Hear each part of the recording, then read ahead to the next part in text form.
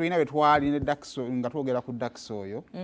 abantu ne bagamba nti alwanye nnyo nga yo omuntu okuvayo nga taliimu biwawaatiro by'amaganda be oba ontegeera kati August it is towards elections akoze nno oyo omwana naye nze ndowooza nti sitwadde akyasobola opushinga netuva mu kalulu netuva mu ebyo najja n'akola ekivvulu kye kirindi n'endungu agyongeddeko oba ontegedde bulungi naye ebiseera ebisinga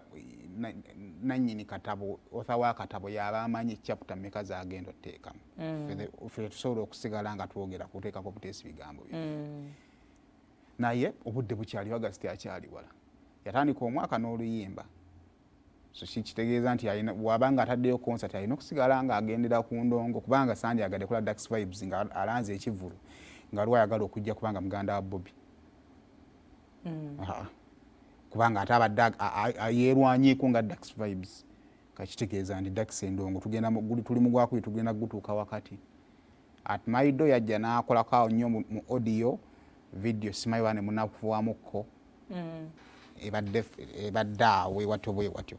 kakitegeeza nti either mu gwokusatu olina otuwaayo nga kolabu ate mu gw'omukaaga otuweeyo singa ate ekole bulungi so that we are ready for the concert. Speed yatuvuzeemu ku tambula olutambula mu ba celebrities What's up? Na come back.